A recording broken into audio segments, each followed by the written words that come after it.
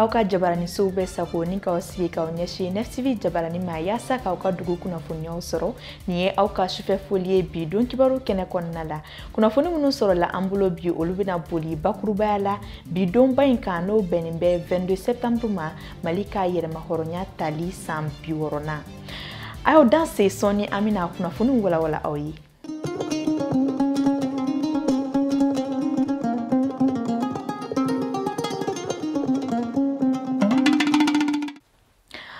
Manau ayo bisimila kukura auka bi kuna fundi kene konnala ina fo kuna funi danye kuma bola anya fo nyana to yamina bi tarata septembre kalo klimuka ani fla samba fla ani muka o benimbe mali jamana ka yerma hornya soroli donima ina fo sanwosa abilanya maya to yamina nyina fenetal lanya maya kosebe min bora ulanya maya li kene uka anka je anka nyamada ulufe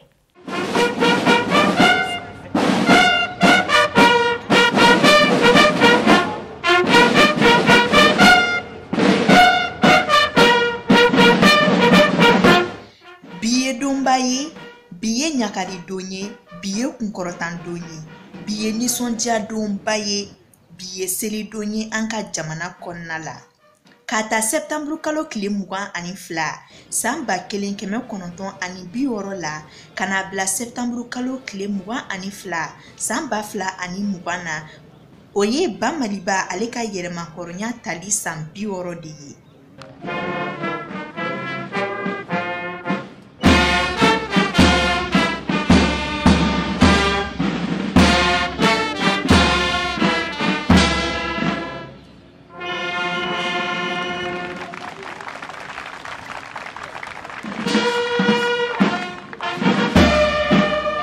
Malika ni sambioro yi yerema horonya konnala obe fen chaman kofo abe kuba chaman kofo abe jija ni wulika jo chaman de jira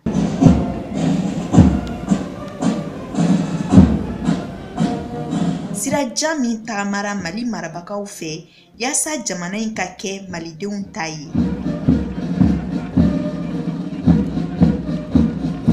septembre kalo kile mugan ani fla o lanyanamayali koni kera bi tarata kata kai kata fo kidal la ga akene basigira faba konna la Bamako o min kono mali dugu betu nona blalindo kenen kan devise justice loyauté dignité mission élaborer la politique nationale dans le domaine pénitentiaire et de l'éducation surveillée et d'assurer la coordination et le contrôle des services rattachés qui concourent à la mise en œuvre de la dite politique. Sogomada fe nege kanye kononton wati colonel Assimi Goïta CNSP nyema ale de tashi bla waleke noye kata jiri fere bla monument de l'indépendance la tamashien tasuma nyema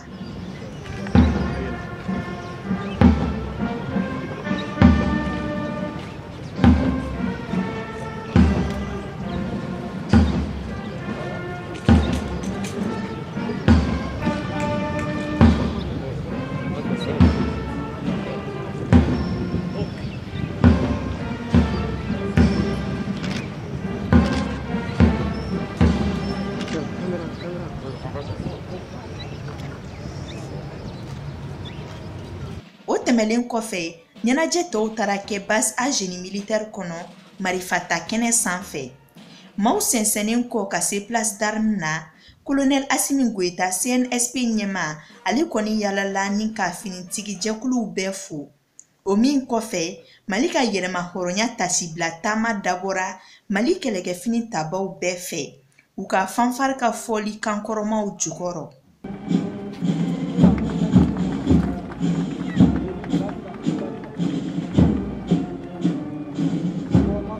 Le service national des jeunes, toujours servir.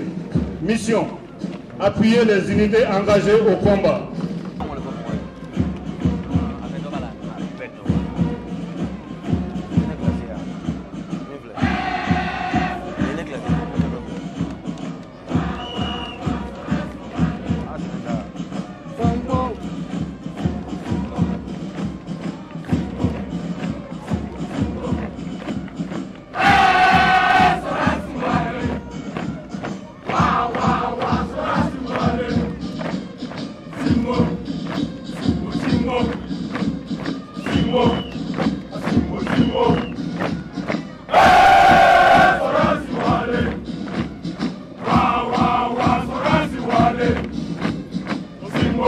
Finitigilakaw bɛɛ tun nɔna bilalen bɛ taama in na k'a ta polisiw, gendarmew, garde nationaliw, eaux et forêts, protection civile maw, génie militaire, armée de l'air, armée de terre, fo ka taa se kati prytanée militaire denmisɛnninw n'u ka fanfare ma.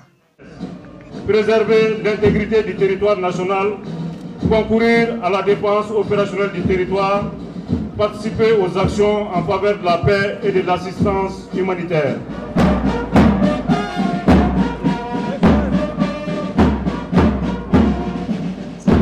Tashibila taama in bannen kɔ, nin kɛnɛba min tun sigira Mali ka yɛrɛma hɔrɔnya san 60 kun kan, o kɔni kun cɛla Colonel Assimi Goïta ale ka dakuru damadama fɛ.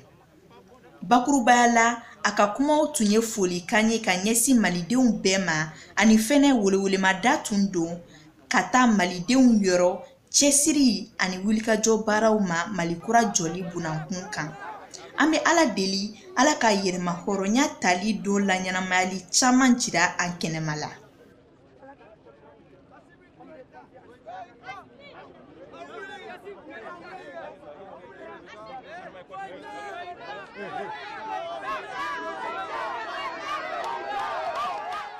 Alisa an bɛ to Mali ka yɛrɛma hɔrɔnya ale san 60 gafiba kɔnɔna la, maaw tilalen kɔ tasibila ani laɲɛnamayaliw ni ɲɛnajɛw la, maa dɔw sɔnna ni ka kuma an ye u ka laɲiniw kan Mali ye san nataw la. An ka jɛ an ko hakilina ninnu lamɛn ɲɔgɔn fɛ, an ka kunnafoni naw olu ka kuma galama ɲɛfɛ. An bɛ kɛnɛ min ka bi, o ye jamana ka yɛrɛma hɔrɔnya kɛnɛ ye. Ko Mali bi a bɛ san 60 la. O tɛ denmisɛnnin ye tuguni dɛ, o kɛra maakɔrɔ ye. Dɔw de y'u cɛsiri walasa an ka bidon ye. Donc ci min ka kan ka fɔ malidenw ye, o ye minnu ye baara kɛ ka a se bi ma, olu y'a bila yɔrɔ min, an fana ka kan k'an jija k'a latɛmɛ olu ka kundama kan. K'a fɔ denmisɛnninw ye, k'a fɔ cɛsiri, Mali dɔnnen ni cɛsiri de ye. Cɛsiri, o de bɛ jamana bɔ nɔgɔ la. N'an y'o faamuya, o b'a to an bɛ lafiya sɔrɔ. N'an m'o faamuya, n'an y'an sigi ko maa de bɛna jamana jɔ an pilasi la, n tɛ sɛgɛn k'a fɔ dɛ, maa tɛna jamana in jɔ an pilasi la. Laɲini min bɛ ne bolo, Ala k'an ka jamana basigi. An ka fara ɲɔgɔn kan, Ala ye chance di mun ma k'u bila an ɲɛfɛ bi, an k'u dɛmɛ ka Mali bɔ an bɛ gɛlɛya mun kɔnɔ. A mɔgɔ b'an bolo, a richesse b'an bolo, a dugukolo b'an bolo, mais il faut k'an k'an tɛgɛ di ɲɔgɔn ma et puis an ka baara kɛ, an ka da ɲɔgɔn na, Maliyɛnw ka u tɛgɛ di ɲɔgɔn ma an fɛ pour que ka taa ɲɛ. Ne ka laɲini y'o ye. Laɲini min bɛ n bolo o ye yani Mali ka san 100 sɔrɔ, san 40 min bɛ nalen, an ka kɛ ka ɲɛ ka tɛmɛ san 60 tɛmɛnen kan. O tɛ taa ni ɲɛmaaw mu u sen don ko la ka tilen ka kɛ jamana fɛ, ka kɛ baarakɛlaw ye. Filanan, jamana kɔnɔdenw ka tugu la k'u dɛmɛ u ka baara la. N'o fila farala ɲɔgɔn kan, ne dalen dɔ la a bɛ ɲɛ, wa n b'a bisigi fɛnɛ a bɛ ɲɛ ni Ala sɔnna. Halisa an bɛ Malidenw bɛɛ fo, ka duwawu ɲini awa bɛɛ fɛ, ka hɛrɛ ɲini Ala fɛ. Awa Mali bɛ situation min na halisa Ala ka hɛrɛ kɛ an ye, Ala k'an bɛn, Ala k'an bɛn. Sɔrdasiw minnu ye fanga ta bi, u y'an bɔ sira min na, Ala k'u dɛmɛ pour que u ka se ka Mali basigi. Parce que n'i y'a mɛn jamana tɛ se ka taa armée kɔ, jamana tɛ se ka taa jamanadenw kɔ. Donc an bɛ jamanadenw bɛɛ wele, Maliyɛn minnu bɛ kɔnɔ, Maliyɛn minnu bɛ kɔ kan, an bɛɛ ka se ka hakili falen, an bɛɛ ka hakili ɲuman sɔrɔ pour que vraiment awa an ka bolo di ɲɔgɔn ma. Yari Mali ka kɛ, an b'a fɛ Mali ka kɛ min ye, o dun tɛ se ka kɛ n'an ma bolo di ɲɔgɔn ma. Ala k'an sɔn hakili ɲuman na, Ala ka hɛrɛ kɛ Mali ye, Ala ka Mali kɔrɔta, Ala ka Mali basigi, awa Ala k'an bɛn. Maliyɛnw bɛɛ kan ka ɲɔgɔn dalajɛ, an ka ɲɔgɔn dalajɛ fɛrɛ la, comme on le dit fɛrɛ la, fɛrɛ kɛnɛ kan, an ka ɲɔgɔn dalajɛ autour du Mali, pour que ka ɲɔgɔn lajɛ en face, min ma ɲa an k'o fɔ ɲɔgɔn ye, an ka tiɲɛ fɔ ɲɔgɔn ye au nom du Mali. Mali kosɔn an ka fara ɲɔgɔn kan an ka tiɲɛ fɔ ɲɔgɔn ye. Parce que n'i y'a jateminɛ depuis démocratie nana an ka jamana kɔnɔ an b'a san 30 ni dɔɔni na. A san 30 ni dɔɔni, il y a eu 2 coups d'état. Démocratie kɔnɔ a fɔra ko bain de santé, liberté d'expression. Mais an y'a ye démocratie kɔnɔna na, il y a eu bain de sang, mɔgɔw fagara main nue. Et ça c'est des choses qui sont pas normales en démocratie. Donc bi politiciens Maliens an bɛɛ ka kan k'an sigi ka ɲɔgɔn lajɛ k'a lajɛ ka tiɲɛ fɔ ɲɔgɔn ye. A kana kɛ mɔgɔ ko ye, a kana kɛ parti ko ye, a kana kɛ entité ko ye. An k'an sigi parce que on le dit en français, mieux vaut d'avoir son ennemi en face que de l'avoir dans le dos. Donc aujourd'hui, moi je demande politique mɔgɔw, société civile ou regroupement tɔw u kana to kɔfɛ nin baara in na. Parce que Sorasiw ye min yira an na nin ye sisan, u ye fɛnba de yira an na ka exemple ba de d'an ma. Parce que u ye fanga ta, mais u jɛra fanga kɔ. Malgré que olu de kun bɛ fɛn bɛɛ b'u ye, se bɛɛ b'u ye, marifa b'u ye, n'a y'u ja, u kun b'a fɔ ni min ma jɛn n'a u bɛ mugu ci o la. Mais u jɛra k'a di civil ma. A dira civil min ma, bandaw. A ye sɔrasiya kɛ ka tɛmɛ. Bɛɛ b'a dɔn aujourd'hui kɔni a taara retraite la a bɛ jate civiliw fɛ, mais bɛɛ b'a ka intégrité dɔn, bɛɛ b'a ka ladiriya dɔn, bɛɛ b'a baara bolo dɔn. Donc Maliens k'a lajɛ, politique mɔgɔw précisément u k'a lajɛ transition in ka se k'a kɛ hɛrɛ ni lafiya kɔnɔ. An lajɛbaw aw bɔra ka kunnafoni fɛn fɛn lajɛ ni waati in na Mali ka yɛrɛma hɔrɔnya laɲɛnamayali ɲɛnajɛ jaw kan o ja ninnu bɛɛ taara Bakari Kone ale ni a ka kuma galamatigi de fɛ. O tɛmɛnen kɔ ka bɔ yen nɔ Union Malienne de Rassemblement Démocratique Africain n'an b'a wele dakuru ɲɛ kelen UMRDA faso jigi. O jɛkulu fana ye fara ɲɔgɔn kan jɛrɛ kɛ bi yasa ka Mali ka yɛrɛma hɔrɔnya tali san 60nan k'o don laɲɛnamaya ani fana ka tasibila kɛ maaw ye maa minnu ye kɛlɛ kɛ yasa Mali ale bɛ se k'a ka yɛrɛma hɔrɔnya sɔrɔ togoya min na san 1960 waatiw la. Ni lajɛrɛ in kɛra bi sɔgɔmada in na de Memorial Modibo Keita la. Aminata Daɲɔ ani a ka sɛrɛkulu tun bɛ yen nɔ NFTV maaw tɔgɔ la. U y'an sama fɛn minnu na an ka jɛ an k'o lajɛ. C'est le jour de l'Afrique, oh jeunesse, c'est l'heure de l'Afrique. Quelle belle expérience, c'est le jour de l'Afrique, oh jeunesse, c'est l'heure. Septembre kalo tile 22 san 1960. Septembre kalo tile 22 san 2020. Mali ye a ka yɛlɛma hɔrɔnya ta ɲinɛ ye a san 60 ye. Walasa ka se ka o seliw ɲɛnamaya, IMRDA ni ale ye Mali jamanakuntigi fɔlɔ Modibo Keita ka parti ye n'o sigira sen kan kabini san 1946. Mali ka yɛlɛma hɔrɔnya ɲɛnamaliw seliw kosɔn UMRDA ale ye kokura dɔw kɛ a ka ɲɛnajɛw la maa tɔw tɛ deli ka mun kɛ. I n'a fɔ jɔnjɔn dira maa minnu ma ni u ni Modibo Keita jɛra ka kɛlɛ kɛ ɲɔgɔn fɛ walasa an ka jamana bɛ se k'a ka yɛlɛma hɔrɔnya ta ka olu kofɔ jamana kɔnɔdenw ye.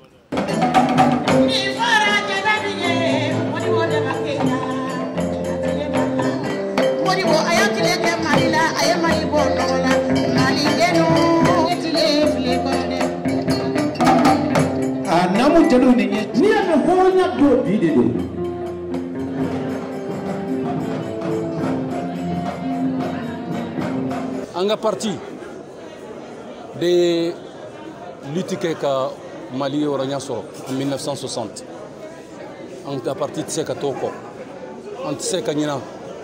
Antise ka ɲina indépendance ko mais antise ka ɲina fana minnu ye u ka ko bɛɛ kɛ k'u yɛrɛ bila k'u yɛrɛ u ni risqué tubabu waati la ka indépendance sɔrɔ o ye médaille d'or de l'indépendance. Don o don san o san u bɛ mɔgɔ naani mɔgɔ duuru mɔgɔ minnu bɛ balo ka taa n'u ye monument de l'indépendance la ka clairon mais u bɛ ɲinatɔw kɔ. C'est pour cela qu'en go min ye médaille sɔrɔ mɔgɔ 400 ani kelen il faut qu'an gu tɔgɔ fɔ bɛɛ ka mɛn bɛɛ ka dɔn ko mɔgɔw de ye baara kɛ. Mamadou Kanate ye premier min tun bɛ an ka ɲɛmɔgɔw bɛɛ ɲɛ Modibo Keita bako, Mamana Alassane bako, Dirissa Diarra bako, Jean-Marie Koné bako, mais olu dɔrɔn tɛ. Ngo Mali tɛ Bamako yo.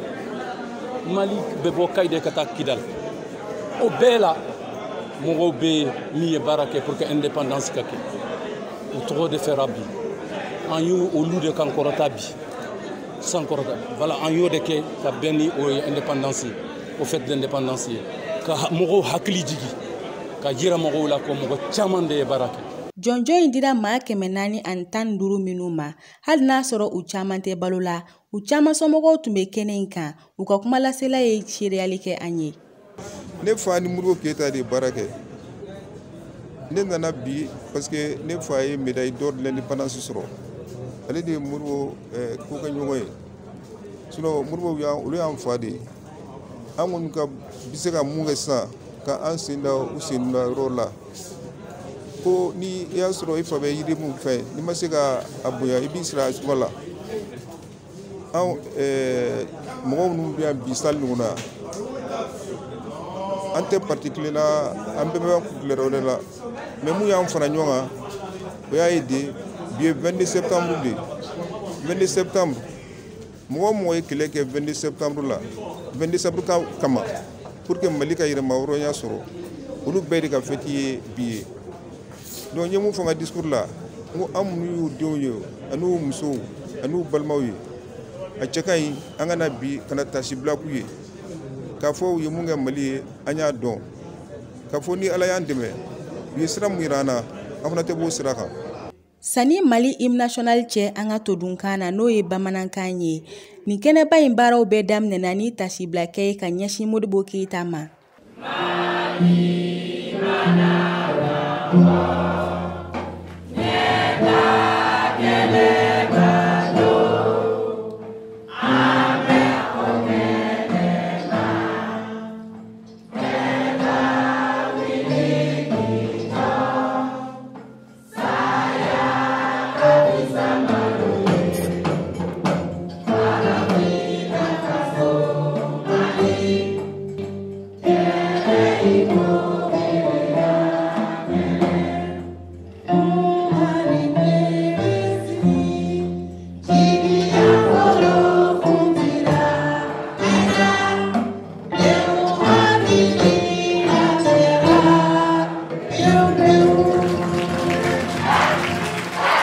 Maaw kɔni bɔra fan bɛɛ jamana wɛrɛw kan walasa ka se ka Mali dɛmɛ k'a ka yɛlɛma hɔrɔnya san 60 seliw ɲɛnamaya. Anw ka jɛkulu in bɛ farafinna fan caman fɛ. Nous sommes venus ici en délégation pour adresser au peuple malien. Cikan saba de b'an bolo k'a lase Malidenw ma.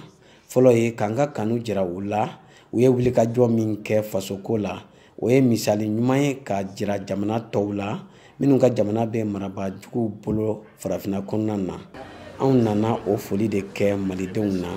Filanan o tɛ dɔwɛrɛ ye ka Malidenw kɔni kɔkɔrɔma don u ye baara min dabɔ. Baara in kɔni ye baara daminɛ ye a ma ban a tɔba bɛ kɔfɛ min bɛ ka kɛ an ɲɛ bɛ a bɛɛ lajɛlen na. Cɛmancɛ fanga o ye aw de ta ye, o ye Malidenw de ta ye. Cette transition, nous la voulons pour vous, mais rien que pour vous. Ensemble instrumental ni ale ye Mali seko ni dɔnko fɔlijɛkulu kɔrɔba ye min bilala sen kan kabini san 1961. Olu kɔni tora ka maaw la nisɔndiya ni fɔli dumanw ye nin kɛnɛ in kan.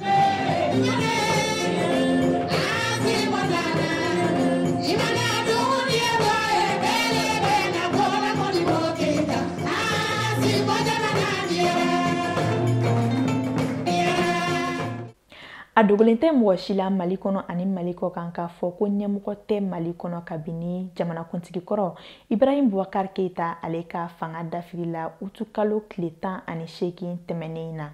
CNSP mɔgɔw tun ye tɔnbolo min sigi yaasa ka camancɛ fanga ɲɛmɔgɔw k'olu sugandi kunungo septembre kalo tile 21 olu ye u kanabɔ. U y'a jira k'a fɔ ko kalo 18 nataw la ko colonel Bandaw ale de bɛna Mali mara ani fɛnɛ u y'a jira k'a fɔ ko colonel Assimi Goïta ale bɛna kɛ colonel Bandaw ale ka dankan ye. nga colonel Mbadaw ale ye maa jumɛn yɛrɛ de ye Idrissa Badimi ale ye ɲinini kɛ an ye cɛmancɛ fanga ɲɛmɔgɔ kura kan an ka jɛ an ka sɔrɔlenw lajɛ. Colonel Mbadaw ale kɔni bangera ka bɛn uti kalo tile 23 san 1950 sankaw fɛ yen nɔ Segu mara la bagi sɔrɔlen kɔfɛ a ye sɔrɔdasiya kalan bolo da fɛn bɛ tali kɛ an ka sɔrɔdasiw ka kalanyɔrɔba min bɛ wele ko EMIA a ye kalan kɛ o yɔrɔ la o tɛmɛnen kɔ a taara Faransi jamana kan u ka kalanyɔrɔba min bɛ wele ko École de Guerre a ye sɔrɔdasiya kalan kɛ o yɔrɔ la a tilala ka taa Irisi jamana kan pankurunboli kalan a y'o kɛ Irisi jamana kɔnɔna na a seginnen kana Mali kɔnɔna na a kɔni y'a ka baara fɔlɔ daminɛ an ka sanfɛ kɛlɛcɛw ka yɔrɔ la ni o ye armée de l'air ye o tɛmɛnen kɔ Général Musa Tarawele ale ye danaya d'a kan ni k'a kɛ a ka aide de camp ye a kɛra an ka sanfɛ kɛlɛcɛw ka ɲɛmaaba ye o kɔfɛ ni o ye armée de l'air o chef d'état-major ye ani kɛlɛcɛ kɔrɔw ka ɲɛmaaba a kɛra o fana ye min kɔni daminɛna san 2008 na ka taa bila san 2012 la ka sɔrɔ ka taa sɛgɛnlafiɲɛbɔ la o kɔfɛ wele bilala ma Elhaji Ibrahim Boubacar Keita fɛ san 2014 san walasa k'a kɛ ministre de la défense ye a y'o jɔyɔrɔ fana fa o tɛmɛnen kɔfɛ a tun bɛ sɛgɛnlafiɲɛbɔ la fo kana bila kunun tɛnɛ septembre kalo tile 21 na ni a sugandira k'a kɛ an ka cɛmancɛ fanga ɲɛmaaba ye k'a si to san 70 la an bɛ dugawu kɛ Ala k'a ta fanga d'a ma. An hakilila k'a fɔ aw ye faamuyali jɔnjɔn sɔrɔ colonel Mbadaw kan n'ale bɛna kɛ Mali ɲɛmaa ye a ti waati jan bɔ. O tɛmɛnen kɔ ka bɔ yen kunnafoni nasiraw la an b'a da aw tulo kan k'a fɔ ko colonel Mbadaw n'ale bɛna kɛ cɛmancɛ fanga ɲɛmɔgɔ ye ale ka sigili baaraw bɛna kɛ jumadon septembre kalo tile 25 an ka ɲɔgɔn ye soba kɔnɔna la n'an b'a wele ko CICB. An b'a ɲini Ala fɛ Ala ka ɲɛmɔgɔya in a fanga di a ma ani fɛnɛ k'a ɲini malidenw fɛ an bɛɛ ka jɛ ni k'u kɔkɔrɔma don k'u jukɔrɔma tintin yaasa u na se k'u ka baaraw kɛ ka tilen togoya min na sanni nin kalo 18 nata in ka ban an ka Mali bɛ se ka bɔ gɛlɛya caman kɔnɔna la. NEF-TV Jabaranin filɛbagaw ni ne bɛ dansigi aw ka bi don kibaru la o min labɛnna ni ka lase aw ma NEF-TV Jabaranin baarakɛla bɛɛ ka bolo di ɲɔgɔn kɔnɔna la an bɛ Ala deli halisa Ala ka ban Maliba ale kolosuma ka bɛn ani kelenya ko sabati malidenw bɛɛ lajɛlen ni ɲɔgɔn cɛ aw kan bɛn waati wɛrɛw la.